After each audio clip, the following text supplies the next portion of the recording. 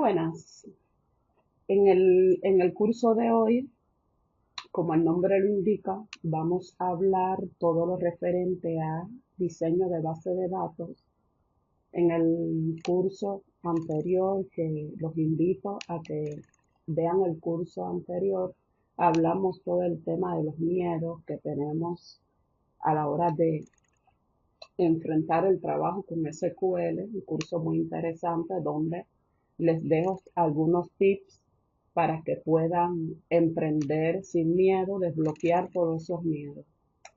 En el día de hoy vamos a trabajar con diseño de base de datos. La pregunta que toca en este caso responder ¿es necesario conocer o dominar el diseño de base de datos cuando vamos a hacer alguna consulta o las personas pasan directamente a hacer consultas SQL y no tienen ideas del diseño de base de datos?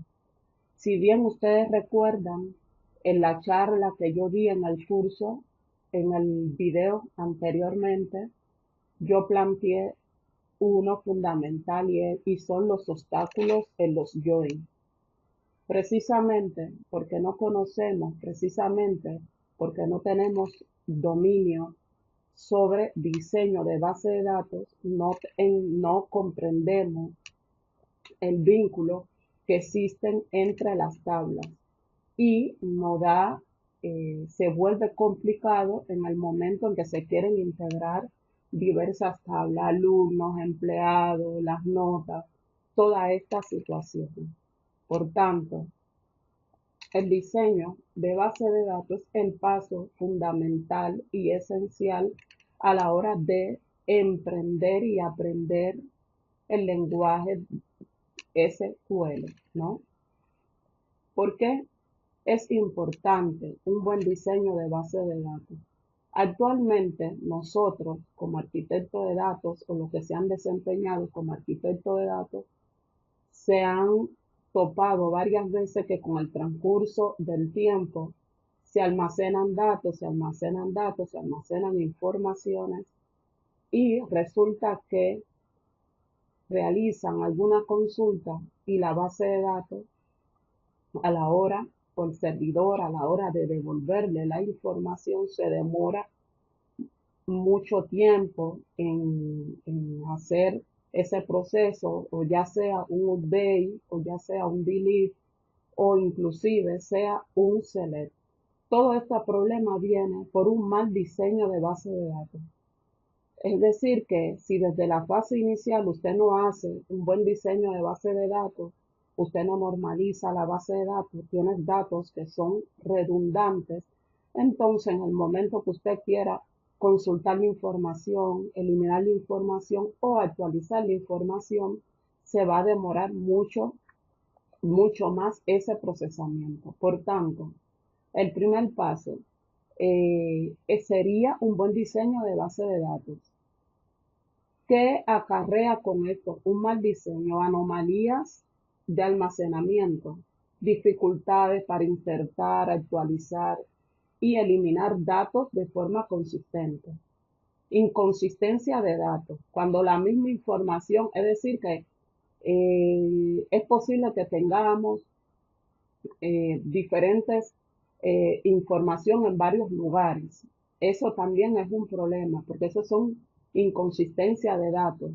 Es decir, que cuando la misma información se almacena en varios lugares, es fácil que las actualizaciones no se apliquen en todas las partes generando datos contradictorios, bajo rendimiento, lo que expliqué. Si usted tiene un mal diseño de base de datos, si no tiene una base de datos normalizada a la hora de hacer una consulta en la base de datos, por muy sencilla que sea, a la hora de que se retorne el resultado, el servidor retorna el resultado, va a tener un costo muy elevado y por tanto un bajo rendimiento. Y estamos hablando de la base de datos, pero es por la interfaz del usuario, el cliente pidiendo la información al servidor y el tiempo de latencia puede ser lento, demorado, precisamente porque existe un mal diseño de la base de datos. Entonces, si siendo el diseño de base de datos uno de los pasos fundamentales para poder avanzar en SQL, es importante tener claro cuáles son los pasos, cuáles son las reglas que se deben respetar para hacer un buen diseño de base de datos, y esto le va a permitir hacer un buen diseño y poder hacerle consulta a la base de datos más organizadas y comprender todos esos obstáculos que no te permiten avanzar, como es el caso de los join, inner join, left join, ¿no? Que paso a paso, en posteriores cursos, cuando entremos en todo el tema de consultas SQL, iremos hablando sobre este tema. Por lo tanto, es de vital importancia hacer un buen diseño de base de datos. Iremos tratando en este video los pilares fundamentales para un buen diseño de base de datos. Yo para esta clase me tomé la dedicación de traer un caso de estudio que iremos resolviendo en todo el transcurso del curso, en todo el transcurso de este video, y que obviamente lo iremos usando o iremos trabajando en las consultas y en el resto del curso. Ahora, el caso de estudio es el siguiente. Suponga que usted es arquitecto de datos y el rector de la universidad se le acerca y le pide ayuda para informatizar sus procesos, para realizar un diseño de base de datos, para tener todas las informaciones de los alumnos, los departamentos, los profesores, todas las informaciones de los estudiantes, todas las informaciones de las matrículas, de los cursos, de las asignaturas a las que los estudiantes van a asistir, entre otras informaciones. Precisamente porque el rector posteriormente va a contratar a un programador para que le diseñe la aplicación de usuario para gestionar todas estas informaciones. Por lo tanto, él considera que es de vital importancia tener un arquitecto de datos que le haga un buen diseño de bases de datos. Bueno, el caso de estudio que yo le traigo hoy, que vamos a ir trabajando, irlo revisando paso por paso para que usted entienda cómo se diseña una base de datos. El caso de estudio es el siguiente. La universidad busca informatizar todos sus procesos y para ello contrata un arquitecto de datos que diseñe la base de datos. El objetivo es organizar toda la información y desarrollar una aplicación que permita consultar la información ágil, más fácil y que le permita posteriormente hacer reportes y todas las informaciones que se puedan obtener. ¿Cuáles son los requisitos que brinda el cliente? En este caso, el rector de la universidad. Pues dice que la base de datos debe contar con una lista completa de profesores, cada uno con un identificador, el NIF, el nombre, el primer apellido, el segundo apellido, es decir, los datos personales, la ciudad, la dirección, el teléfono, la fecha de nacimiento y el sexo, además del departamento al que pertenece el profesor, ¿no? Dice que cada profesor está asignado a un único departamento. Además, se almacena el identificador y el nombre, se debe almacenar el identificador y el nombre de cada departamento. El rector sigue agregándole más requisitos y dice que el profesor tiene la capacidad de impartir varias asignaturas y que en algunos casos una asignatura puede o no tener un profesor asignado, ya que es necesario contratarlo. Es decir, que el rector está diciendo que aún le faltan profesores en el plantel, ¿no? Para impartir asignaturas. Dice que para cada asignatura se registra su identificador, el nombre, el crédito, el tipo, el curso, el cuatrimestre y el grado. Además del grado, se almacena su identificador y nombre. Y por último, aporta los datos a los estudiantes. Dice que los estudiantes se inscriben en varias asignaturas y cursos escolares. Para complementar la matrícula es necesario registrar el identificador, el NIF, el nombre, el primer apellido, el segundo apellido, la ciudad, la dirección, el teléfono, la fecha de nacimiento y el sexo. En cuanto al curso, se registra el identificador, el año de inicio y el año de finalización. Pues, este es el caso de estudio, un caso de estudio que se plantea, que pide a ustedes, como arquitecto de datos, que le diseñen la base de datos. Vamos a diseñar en el transcurso del video esta base de datos. Vamos a ir revisando cómo hacerlo. La pregunta es, suponiendo que usted está comenzando en base de datos, la pregunta es, ¿cómo yo diseño esta base de datos? Pues a esta pregunta vamos de a poquito, paso a paso, irle dando respuesta. El primer paso, entender los requisitos de las bases de datos relacionales. Comprender los requisitos es esencial para el diseño de cualquier base de datos. Es el primer paso, es decir, definir las bases de datos, establecer los tipos de datos a almacenar y cómo interactúan entre sí. Entender los requisitos, es decir, analizar lo que está pidiendo el stakeholder, el cliente, qué es lo que pide, qué es lo que quiere. Obviamente que el cliente no entiende de conceptos clave de base de datos. El cliente entiende que el alumno tiene una planilla y nosotros como arquitectos tenemos que ser capaces de traducir esta información, ¿no? Él va a tener una planilla de profesor y te va a decir, bueno, el profesor tiene el NIF, tiene el nombre, tiene el apellido, tiene la edad, la dirección, el teléfono, los datos personales del profesor, y usted va a ir levantando, haciendo un levantamiento de los requisitos de todas estas informaciones. Hasta ahí no es hacer ningún modelo, sencillamente es establecer en papel o en un documento donde ustedes entiendan los requisitos.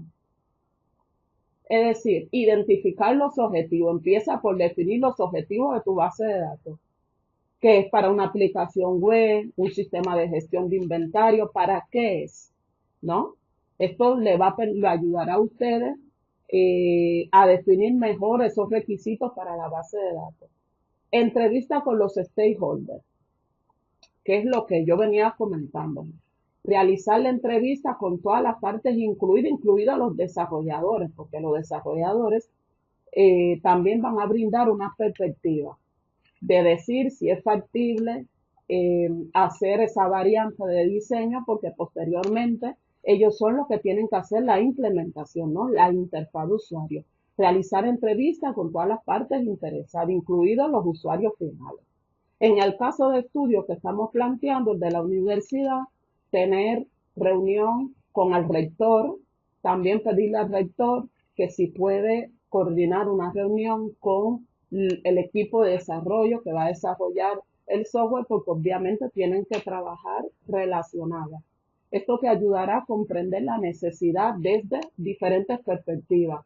Tú vas a conocer la necesidad desde la perspectiva del rector y desde la perspectiva del desarrollador, que es el que va a implementar la aplicación, y depende también de los requisitos que tenga el desarrollador. Si el desarrollador va a gestionar los alumnos, a gestionar las asignaturas, y qué otros requisitos va a tener. Si va a gestionar las asignaturas donde el promedio sea eso, ¿qué es lo que va a hacer el desarrollador, ¿no?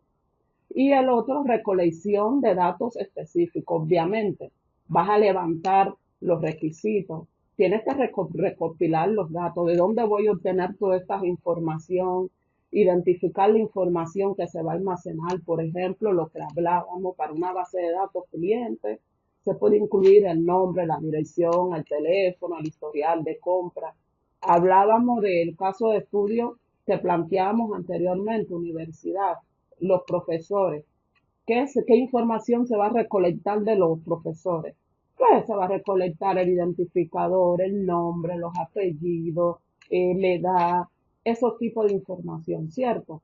Entonces, entender los requisitos de la base de datos no es eh, ya relacional, no, no, no. En la vida real es entender qué es lo que quiere el cliente, entender. Recuerde que su cliente no es desarrollador, no sabe, puede no saber de base de datos, ¿ya? Entonces, él le explica desde su perspectiva qué es lo que él quiere, además, ver también cuál es la perspectiva desde el lado del desarrollador, que es el que va a implementar la aplicación. Segundo, definición, definición de requisitos funcionales y no funcionales.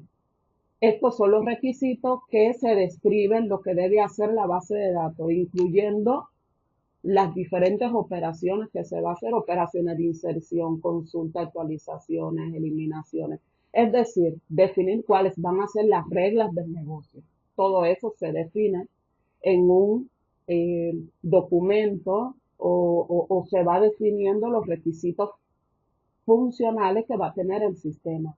Además de gestionar usuarios, que los usuarios van a tener el nombre de los usuarios, la edad, esas informaciones. ¿Cuáles son las reglas? Va a insertar, eliminar, modificar, o nada más que va a ser de lectura, ¿no? Eso en dependencia de lo que se quiera hacer. Requisitos no funcionales. Esto se refiere a cómo debe funcionar el sistema de base de datos. Requisitos no funcionales, gestor de base de datos que se va a usar, cuánto de memoria RAM, toda esta información. Esto incluye rendimiento, seguridad, disponibilidad, escalabilidad y mantenibilidad. Por ejemplo, ¿cuántos usuarios se van a conectar a esa base de datos? No sé, 100.000 usuarios simultáneos, o son 50, o son 60, eh, o que los datos sensibles deben estar encriptados. Esos son requisitos no funcionales. Requisitos funcionales, donde tú defines todos los requisitos, lo que se va a hacer, pones las reglas del negocio, se va a insertar, se va a eliminar, esas cosas. Requisitos no funcionales, tiene que ver con el sistema gestor de base de datos, tiene que ver con la memoria RAM, tiene que ver con todo el tema de seguridad, cuántas personas en tema de infraestructura también, cuántos usuarios se van a conectar, entre otros sistemas. Documentación de requisitos. A veces para nosotros es engorroso o tedioso para los desarrolladores, programadores, es engorroso tener que documentarlo todo, pero es necesario tener una documentación clara. ¿Por qué? También eso te ayuda a qué es lo que tú pactaste con el cliente. Porque si usted pactó algo con el cliente, usted le diseñó una base de datos al cliente, usted estableció las reglas de las cosas que se van a hacer con el cliente, la primera versión no puede cambiarle todo.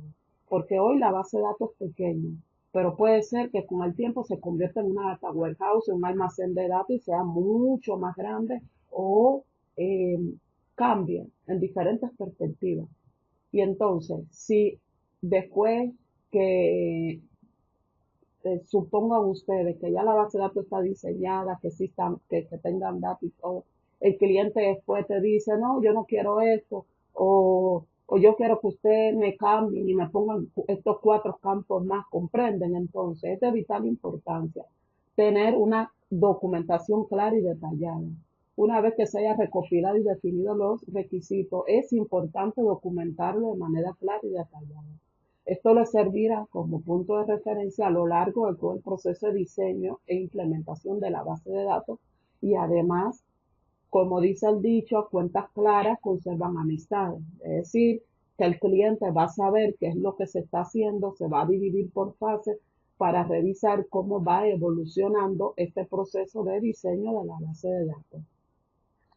Lo otro es qué herramienta de modelado se va a usar. Hay diferentes herramientas de modelado que se usan para, eh, para reglas del negocio, que me recuerde yo, Visual Paradigm, eh, Visual Paradigm, hay otras 1000 herramientas que se usan para todo el tema de diseñar las reglas del negocio y todo. Es complicado, es tedioso la primera parte, sí, a todos nos gusta hacer consultas, pero es necesario para hacer un buen diseño de base de datos tener claro todas estas ideas. Hasta acá es entender todos los requisitos, todo lo que pide el cliente, traducir toda la información que el cliente pide en requisitos claros que posteriormente nosotros podamos traducir. Validar, validación de requisitos, es decir, revisión con el stakeholder. Una vez que los requisitos están documentados, revisa con el cliente para asegurarte que has entendido y capturado correctamente todas las necesidades. Es lo que le venía comentando. Siempre ir revisando con el cliente para que tenga claro que eso fue lo que pidió y que eso es lo que se quiere hacer, porque a veces también nosotros tenemos que ser capaces de aconsejar al cliente, porque a veces el cliente quiere algo y no se puede hacer. Entonces hay que buscar la manera de algo que sea más eficiente, algo que se pueda hacer, pero que permita eh, ayudar a lo que él quiere el cliente y ayudarte a ti. Hay veces que nosotros necesitamos una base de datos normalizada, pero hay veces que necesitamos una base de datos desnormalizada por el tamaño del data warehouse. Eso depende de cada quien, de cada objetivo, de lo que desee el cliente, ¿ya? Pruebas de concepto. En algunos casos puede ser útil desarrollar una prueba de concepto o un prototipo para validar ciertos requisitos críticos o complejos.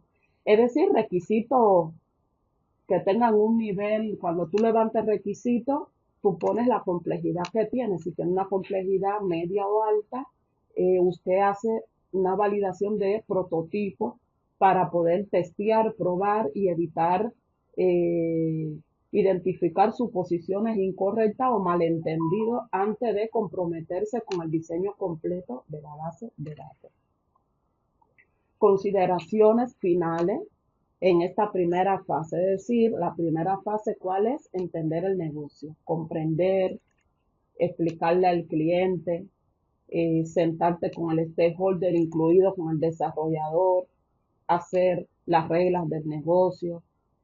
Para eso también te sirve un analista, que es la que domina más todo el tema del levantamiento de requisitos, pero bueno, eso depende de cada rol, de cada proyecto. Consideraciones finales, flexibilidad para cambio, es decir, los requisitos pueden evolucionar a medida que avance el proyecto, es decir, hicimos una primera revisión, el cliente corrigió algunas cosas, se va corrigiendo. Mantén un proceso abierto para ajustar y actualizar la documentación de requisitos según sea necesario. Cuando se habla de esto es paso a paso y por escala ir revisando y actualizando, no una vez que los requisitos se cerraron, una vez que el cliente firmó y usted ya está diseñando la base de datos, que vuelva a cambiar algo. Ahí ya me parece que no es factible, ¿no? Más bien se dejaría, no sé, para una segundo alcance y revisar si es factible hacer ese proceso o no. El otro es enfoque con la estabilidad. Considerar que los requisitos pueden cambiar a medida que crece el volumen de datos o aumenta el número de usuarios. Diseña con estabilidad, es decir, diseña con mente abierta. Aparte de lo que quiere el cliente, tienes que ser capaz de ver más allá, porque con el tiempo la base de datos se va a volver más grande con el tiempo. Quizás es factible si tu información tiene una fe, tiene, no sé, necesitas un campo fecha, le puedes poner, por ejemplo, un campo fecha, ayudándote a que en el futuro tú puedas particionar la tabla y cuando hagas una consulta, quizás no hacer la consulta sobre la base de datos histórica completa, sino sobre la tabla necesariamente que tú deseas. Entonces, tienes que, cuando diseñas la base de datos, tener en mente esa estabilidad que la base de datos puede ir creciendo en datos, ¿no? Entonces, por muy tedioso que sea, comprender y documentar adecuadamente los requisitos es un paso crítico que influirá en todas las decisiones de diseño posterior. Por lo tanto, es de vital importancia dedicar tiempo y esfuerzo en este paso inicial. La segunda fase, diseño conceptual. Se tienen los requisitos, se hicieron las traducciones, se revisó con el cliente, se hicieron algunos prototipos para aquellos casos de uso que son más complicados, para revisar casos críticos, ¿no? La segunda fase es, una vez definido el diseño conceptual, un modelo entidad de relación, ¿no? Una vez definidos los requisitos, el siguiente paso es crear un modelo conceptual. El llevar los requisitos a un modelo conceptual es entre los tres apéndices, por así decirlo, que tiene el diseño conceptual, que es identificar las entidades, definir los atributos, identificar las relaciones que van a tener estas entidades. Entidades. ¿Qué son las entidades? Las entidades son objetos o conceptos del mundo real con existencia independiente. En el ámbito de las bases de datos se representan como tablas que almacenan informaciones relevantes permitiendo una mejor organización y acceso a los datos. En el caso de estudios que planteaba el rector de la universidad, hablaba de que quería almacenar información de los alumnos, de los profesores, de los departamentos. Entonces, ¿qué son? Son entidades, ¿ya? Son conceptos del mundo real. Entonces, alumnos, profesor, asignatura, ¿cierto? Son entidades que se vuelven en tablas en la base de datos. Ejemplo práctico. Suponga que usted tiene una biblioteca en línea y estas son algunas de las entidades. Por ejemplo, libros representan los libros disponibles en la biblioteca. Usuario representa a las personas que van a utilizar la aplicación para buscar y prestar los libros. Y préstamo presenta la acción de prestar un libro o un usuario con fecha de inicio y fin. ¿Ya? Entonces, esas son entidades. Por ejemplo, tienes una factura. ¿Cuáles serían las entidades? Cliente, pedido, esas son entidades, ¿ya? Ahora, atributos. Los atributos, ¿qué son? Las características o propiedades que van a definir a esas entidades, ¿ya? Que en la base de datos se convierten en columnas, ¿no? Entonces, por ejemplo, hablábamos de esta biblioteca. Libros, ¿cuáles serían los atributos, las características de ese libro? Título, autor, ISBN, año de publicación, género. De usuario, nombre, dirección de correo electrónico, número de teléfono, fecha de registro, préstamo, fecha del préstamo, la fecha de evolución, estado de préstamo y así.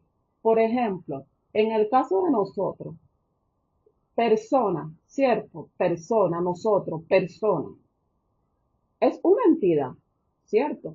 ¿Cuáles son las características de nosotros, que son los atributos? El nombre, ¿qué tenemos nosotros? El nombre, los apellidos, el carnet de identidad, la edad, el teléfono. Esos son características o propiedades que te definen como entidad, ¿cierto? En este caso, estos son los atributos que definen a la entidad libro, usuario y préstamo. Las relaciones, muy importantes.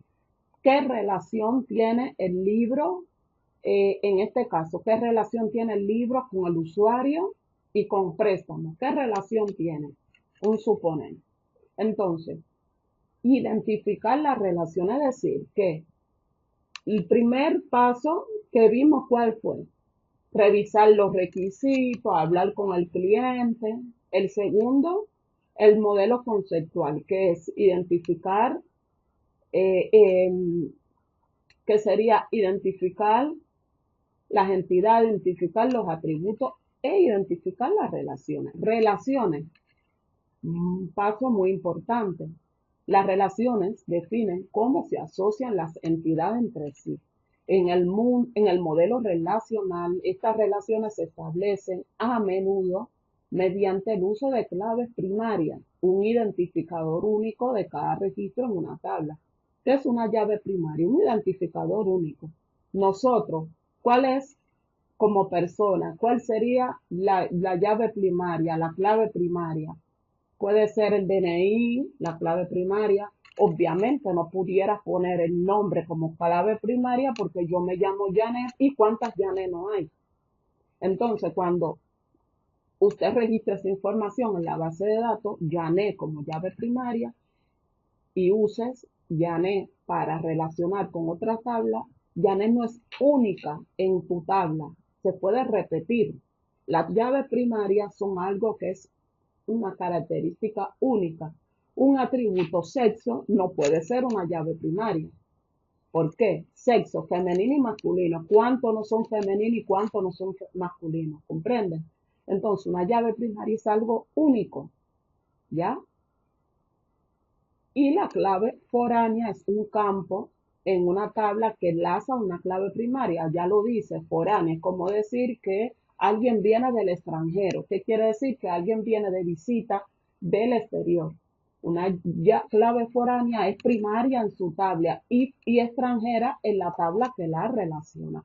Ahora vamos a ir viendo algunos de estos conceptos. Entonces existen tres relaciones, uno a muchos o muchos a muchos. Por ejemplo, vamos a ver varios ejemplitos. Uno a uno, una relación de una tabla se relaciona, ya lo dice, uno a uno, con un único registro de otra tabla. Vamos a hacer un ejemplo visual entre empleado y puesto. Imaginemos una base de datos de una empresa que necesita gestionar la información de sus empleados y los puestos de trabajo que ocupan. Entonces, se tienen dos entidades. ¿Cuáles son las dos entidades? Empleado y puesto de trabajo. Empleado contiene información personal del empleado y el puesto de trabajo detalla la información específica del puesto. Acá, por ejemplo, tenemos la tabla empleado. ¿Cuáles serían los atributos de ese empleado? Por supuesto, el ID empleado, el nombre, el apellido, donde el ID empleado es la llave, la clave primaria de la tabla empleado. No se repite, en este caso es 1, 2 y 3. No se repite. Nombre y apellido son atributos. Nombre no debería ser llave primaria porque puede correrse el riesgo de que se pueda repetir. La tabla empleado, lo mismo. Puesto de trabajo es la entidad que en la base de datos es una tabla, tiene ID puesto, ID empleado, que es la clave foránea. La clave foránea siempre va a ser la llave primaria de la tabla de dónde viene, es decir, que viene de la tabla empleado, cargo y salario. Si puede observar acá que cada empleado tiene un único puesto. Observe, por ejemplo, el empleado 1, mírala acá, el empleado 1, que es Ana, tiene el puesto de gerente de proyecto. El empleado 2, que es Luis, es desarrollador senior. Tiene disculpen, acá es 1 a 1, que puse 1 a muchos, pero es 1 a 1. Tiene un único puesto y lo mismo pasa con Sofía, ¿cierto? Sofía tiene un único puesto que sería analista de datos. Cada empleado tiene un puesto de trabajo asociado a la tabla, puesto de trabajo, y cada puesto de trabajo es ocupado por un único empleado, es decir, que es una relación de uno a uno. Según algunas documentaciones, dicen que en la relación de uno a uno, la llave de uno puede pasar para cualquiera de los extremos. Yo considero que es lo mismo pasar la llave de empleado para puesto de trabajo o pasar la llave de puesto de trabajo para empleado, porque es una relación de uno a uno. Eso es a gusto de cada quien. Uno a muchos, ya lo dicen, uno a muchos. Uno se relaciona con muchos. Un registro de una tabla puede estar relacionado con varios registros de otra. Para implementar esta relación, la clave primaria de la tabla 1 se añade a la se añade como clave foránea o clave extranjera o foreign key, como se conoce en la tabla mucho. Vamos a ver un ejemplito visual. Clientes y pedidos. Imaginemos que tenemos una tienda en línea y necesitamos registrar información de nuestros clientes y pedidos que se han realizado. En este escenario, un cliente puede realizar muchos pedidos, pero cada pedido pertenece a un solo cliente. Tabla cliente, es decir, definir las entidades cliente y pedido. Contiene la información personal de cada cliente y pedido contiene la información de cada pedido realizado. Ejemplo, acá vamos a revisar uno a muchos. Acá tenemos la tabla cliente, ¿cierto? Uno, tenemos dos clientes, Carlos y Laura, ¿no? Y acá están los atributos ID, que es la clave primaria. Le expliqué que la clave primaria es única, que identifica la tabla, nombre, apellido y email. Y la tabla pedidos, que tiene el ID del pedido, que es la clave primaria, la fecha, el monto y el ID del cliente. Puedes observar que Carlos, que tiene un identificador 1, ¿cierto? Ha realizado 1, 2 y 3 pedidos. Ha realizado el pedido 101, 103 y 104. Es decir, que Carlos ha realizado muchos pedidos, ¿cierto? Lo mismo sucede con o no. En este caso particular, Laura nada más que ha hecho un solo pedido, ¿cierto? Con un monto de 120. Sin embargo, Carlos ha hecho pedido de 75.50, otro pedido de 45.20 y ha hecho otro pedido de 210.80 en diferentes fechas. Es decir, en el mes 11 del 2023, 12 en el 2011 del 2023, en diferentes días, y en el mes 10 del día 25. Y Laura, que es el 2, mírenlo aquí, de clientes 2, ha realizado un pedido, un solo pedido, en octubre del 26 por un monto de 120 pesos, ¿no? Entonces, eh, entonces se puede observar que Carlos es el que más pedido ha hecho 3 pedidos y Laura obviamente ha hecho un solo pedido. Esta es la llave foránea que viene de la llave de la que viene como clave primaria, es clave primaria y viene como llave foránea. La llave foránea es la clave primaria en su tabla original, en este caso cliente, ¿ya? Y la última, la relación mucho a mucho. En la relación de mucho a mucho, ya lo dicen, se relacionan muchos en ambos lados. Varios registros de una tabla pueden relacionarse con múltiples registros de otra. Esta relación generalmente se implementa a través de una tabla intermedia o de una unión. Imagínense una base de datos de una universidad, un estudiante puede inscribirse en muchos cursos y un curso puede tener muchos estudiantes inscritos. Este es un caso clásico. Tabla de estudiantes contiene la información de estudiantes, son las entidades, curso, contiene la información de cada curso ofrecido y el total de las suscripciones que conecta a los estudiantes, es decir, estudiantes y cursos.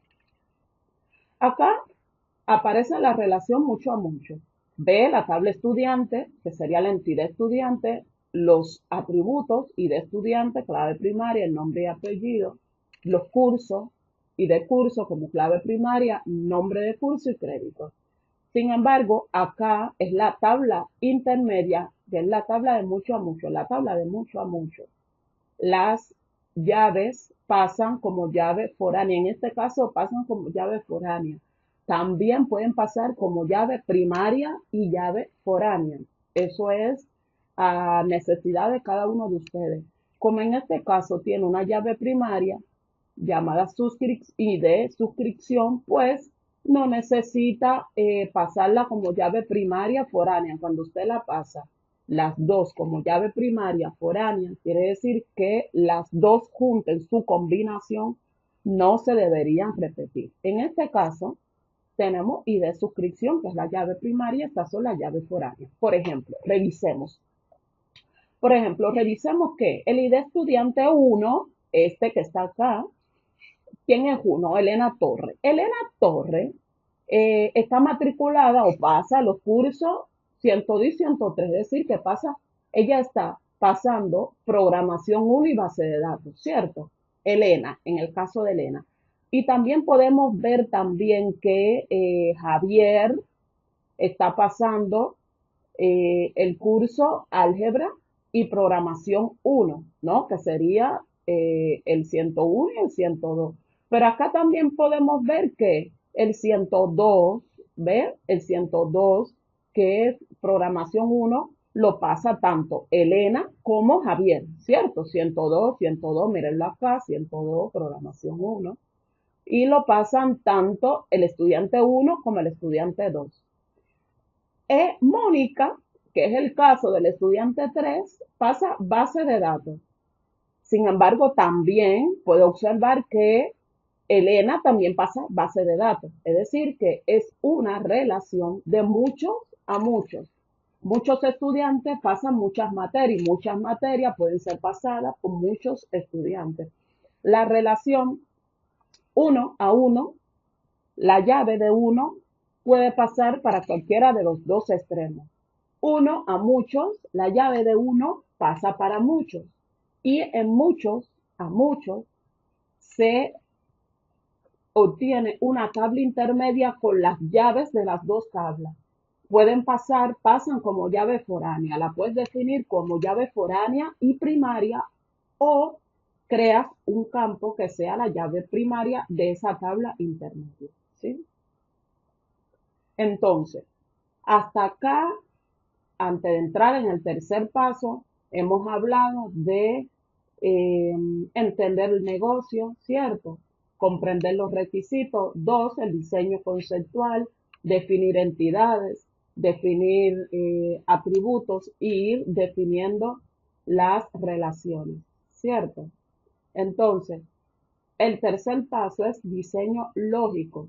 En el diseño lógico se crean las estructuras de la tabla, cada entidad del modelo relacional, cada entidad del modelo relacional se traduce en una tabla en la base de datos, las claves primarias, cada tabla debe tener una columna, establecimiento de clave foránea, las claves foráneas son columnas que hacen referencia a la clave primaria de otra tabla y así, creando así los vínculos. La normalización de la base de datos, que obviamente este tema lo vamos a estar tocando en posterior clase. Este es un proceso sistemático para organizar las columnas y tablas de la base de datos con el fin de minimizar la redundancia de los datos. Todo este tema que hablamos de diferentes datos que aparecen en la misma tabla redundante, es esto, es normalizar hasta la tercera forma normal para evitar todos estos datos redundantes, pero esto lo trataremos posterior. En el próximo curso vamos a hablar sobre este tema. Diseño físico e implementación. Ya en el diseño físico e implementación ya se va a las raíces, seleccionan ya los tipos de datos que va a tener nombre, si va a ser tipo varchar, si el DNI va a ser eh, va a ser numérico, entero, si el sexo va a ser booleano, cómo va a ser, ¿ya? Creación de la base de datos y las tablas, ya utilizando lenguaje SQL, crear la tabla. Crear la tabla, crear las restricciones, implementación de índices y, por supuesto, definir las reglas de integridad. Es decir, establecer las restricciones de integridad para garantizar la exactitud y la coherencia de los datos. Cuando se dice esto, ¿qué es? Cuando se crea la base de datos, en el gestor de base de datos, se crea la llave primaria y la llave foránea. Usted, por ejemplo, no puede insertar datos en una tabla si esa información de esa llave foránea no está registrada. Tú no puedes, un ejemplo, en una asignatura poner a un estudiante si usted no tiene esa información de dónde viene del estudiante, ¿comprende? Entonces, todo esto se debe validar como definición de regla de integridad referencial, ¿ya? De que si vas a eliminar a un alumno en su tabla maestra, tienes que tomar en cuenta que no esté referenciada en las otras tablas, si no te va a dar problemas a la hora de borrarla. Existen diferentes tipos de modelos de datos. En caso de base de datos relacional, usamos el relacional. Por ejemplo, hay diferentes tipos de modelos. Modelo relacional, es decir, cuando vamos a diseñar la base de datos, buscamos un tipo de modelo. En el caso de nosotros, obviamente es un modelo relacional, ¿no? Que facilita la integración y manipulación de los datos, el uso de clave primaria y foránea. Modelo jerárquico. El modelo jerárquico lo vemos muchos en las organizaciones, ¿no? Cuando se va a poner quién es el jefe, los subordinados. Es decir, que es como un árbol, tipo también un árbol genealógico, el padre, los hijos, el abuelo, los bisnietos, así. La topología, modelo de red, esto se usa mucho en telecomunicaciones. Los telecomunicadores conocen mucho este tipo de modelo que se usa mucho en telecomunicaciones. Modelo orientado a objetos lo usamos obviamente en programación, ¿no? Ya sea en Python, C, C++, que es programación orientado a objetos. Modelos no SQL.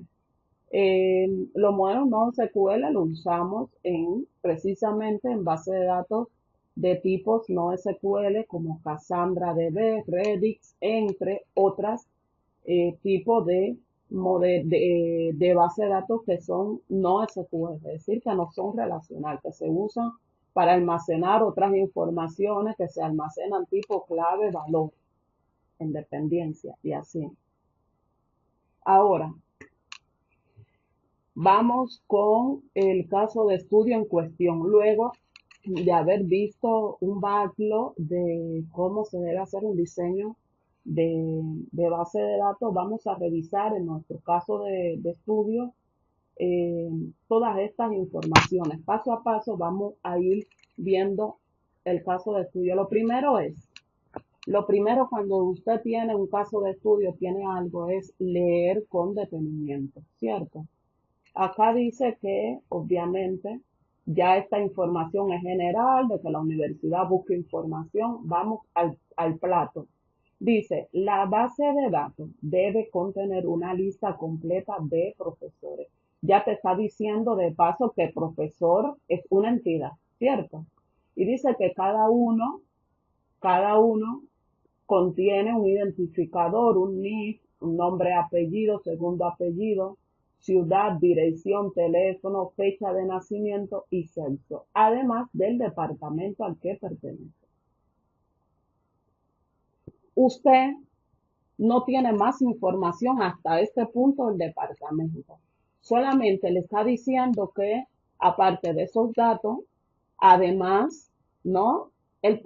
Además del departamento que pertenece. Puede ser que tú tengas todas estas informaciones donde el ID sería la llave primaria y todos los demás atributos y departamento. Puede ser el nombre del departamento. Hasta ahí ponemos departamento. Seguimos.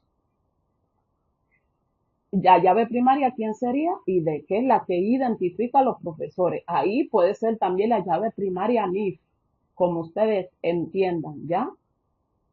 Lo segundo, dice, después de que te da información que además del departamento al que pertenece, te dice, cada profesor está asignado a un único departamento. Además, se almacena el identificador y el nombre.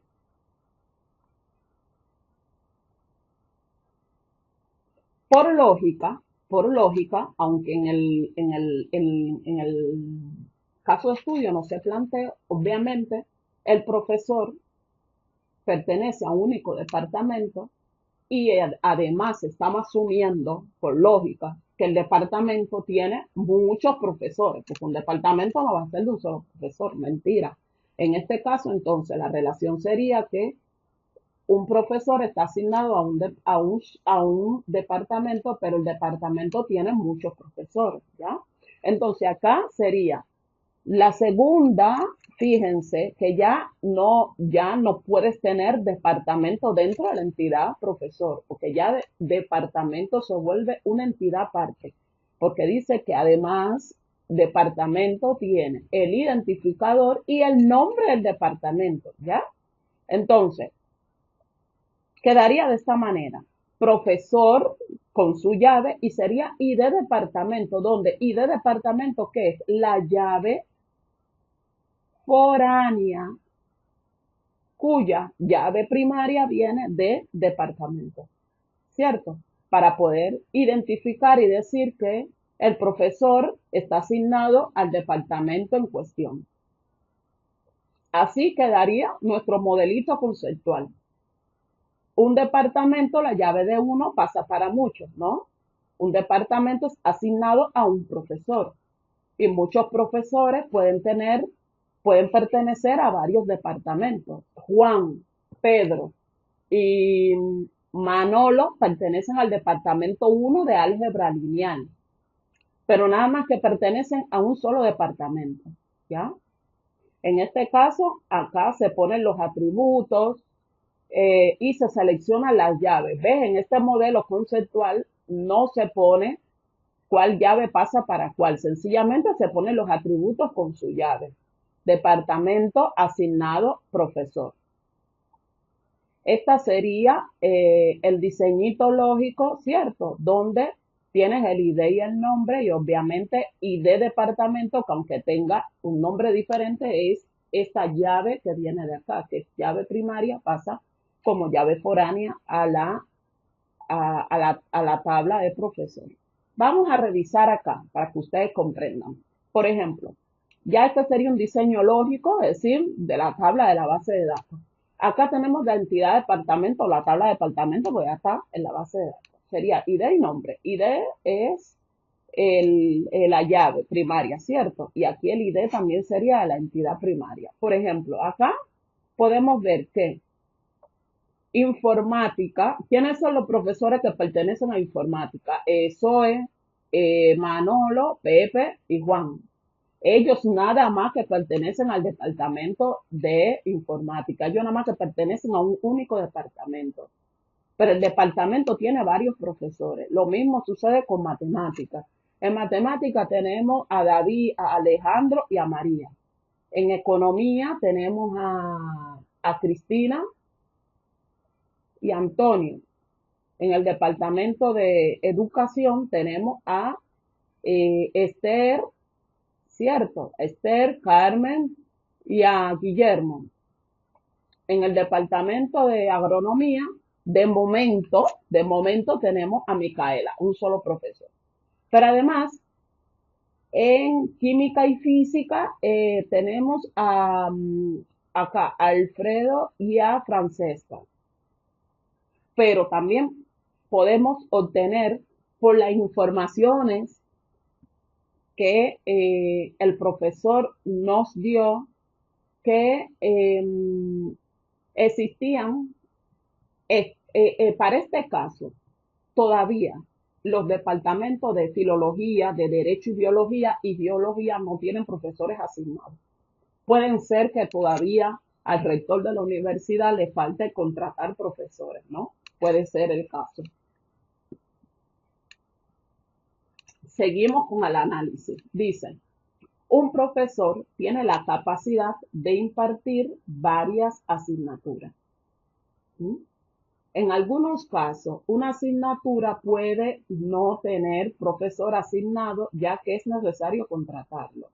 Es decir, que nosotros vimos, como vimos en la tabla anteriormente, todos los departamentos no tienen profesor, por lo tanto, ¿qué estamos viendo? Pues que faltan profesores. Todas las asignaturas no tienen profesor asignado, pero el profesor tiene la capacidad de impartir varias asignaturas. Es decir, el profesor puede impartir base de datos, 1, 2 y programación, ¿no? Dice además, nosotros ya tenemos la entidad profesor y departamento. Ahora se integra asignatura. En algunos casos, una asignatura puede no tener un profesor asignado, ya que es necesario contratarlo. Y dice que para cada asignatura se registran los atributos, ¿no? Identificador, nombre, crédito, tipo, curso, cuatrimestre y el grado. Asignatura, ¿no? Que se imparten. Y aquí vamos a poner los datos. Lo mismo que sucede con departamento, se habla de el grado. Usted no sabe si existe más información del grado, te dice el grado. Hasta acá es el grado, ¿cierto? Ahora te dice, hasta acá te quedaría profesor y de departamento, que es la llave foránea, ¿cierto? Que viene de departamento, y la asignatura con el ID del profesor, porque el profesor puede impartir varias asignaturas. Ahora, te brinda más información del grado. Te dice que, además de todos los datos de la asignatura, te dice, además del grado se almacena su identificador y nombre. Entonces, grado pasaría a ser una entidad. Entonces, ¿qué tenemos? Grado, ID y nombre, y el ID del grado que pasaría como llave primaria para la tabla asignatura, ¿no? El rector no especificó la relación que existían, eh, la relación que existían entre grados. Por lo tanto, ¿qué serían? Que los estudiantes, por ejemplo, acá, que los estudiantes pueden, eh, que los estudiantes están pasando por un grado, es decir, ¿no? En este caso, o eso es también, pueden en ese caso preguntárselo al cliente o cómo en ese caso, cómo lo va a tomar. En este caso, lo mismo, ¿no? Departamento. En este caso, vamos a asumir que sería una relación de uno a mucho, y así es como quedaría las 4 entidades, ¿no? Con sus atributos. Lo mismo con el diseño lógico de las tablas, las relaciones, grado, el ID de grado y el ID del profesor pasa para la tabla asignatura y así. Acá, por ejemplo, vamos a trabajar con el grado 4, que serían personas, grado de ingeniería informática, es decir, el plan 2015, ¿no? Y vamos a trabajar con dos profesores, con estos dos profesores. Entonces, partamos. ¿Partamos de qué? Si puede observar que en la tabla de asignatura, ¿cierto? ¿Cierto? En la tabla de asignatura puede estar el plan de grado puede incluir diferentes asignaturas. Para este plan 4 incluye todas estas asignaturas, ¿cierto? Incluye álgebra, cálculo, física, estadística. Es decir, que para el plan que deben vencer los estudiantes para graduarse como ingeniero informático, tienen que dominar todas estas asignaturas. Pero que además también que Los profesores que pertenecen a ese plan de carrera o ese plan de estudios son estos dos profesores, Zoe y Manolo, ¿cierto? Identificador 3 y 4, mírenlo acá, identificador 3 y 4, ¿no? Pero que además también, ¿cuál es el líder de departamento al que pertenecen esos profesores? Pertenecen a informática. Y a observar que dicen asignaturas que no tienen profesores asignados. Entonces, cómo se pone en la base de datos? Se pone como null. Pueden ser null. La llave primaria tiene que obligatoriamente, no puede ser null, pero la llave foránea sí. Entonces, esto quiere decir que estas, estas asignaturas aún no tienen profesores, por eso es que todavía aparecen departamentos vacíos, porque no tienen profesores, ¿sí?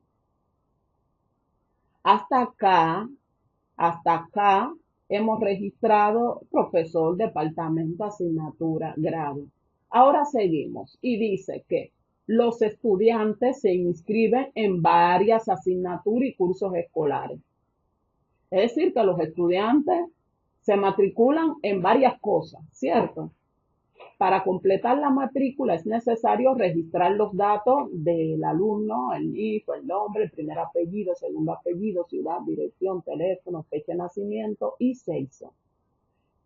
Y además te dice que en cuanto al curso se registra el identificador, año de inicio y año de finalización. Es decir, que los estudiantes se matriculan en varias asignaturas, en varios cursos, ¿no? Es decir, que es una relación de mucho a mucho entre asignatura, estudiantes y curso, alumnos y curso, ¿no? Entonces quedaría de esta manera. Acá tienes las entidades que ya hemos venido analizando y se suman alumnos, los datos de los alumnos y la llave primaria ID, curso, la llave primaria ID, alumnos que se matriculan en asignatura, ¿qué tendrían? Las tres llaves. El ID alumno, que que sería la llave foránea, viene como llave foránea y primaria porque la voy a poner a las tres como llave primaria. ¿Qué quieren decir? Que las tres en su totalidad no se deberían repetir. Por lo tanto, y de alumno viene de la entidad o de la tabla alumno. Y de asignatura viene de asignatura y de curso de curso. Entonces, una relación de mucho a mucho. Así es como quedaría la relación B, asignatura, curso, alumno y una relación de muchos a muchos. Acá está el diseño lógico de la tabla, de las relaciones. La tabla mucho a mucho está en negrita porque es llave primaria y foránea a la vez y la tres tabla de mucho a mucho, ¿no? Acá, por ejemplo, muchos a muchos que podemos ver.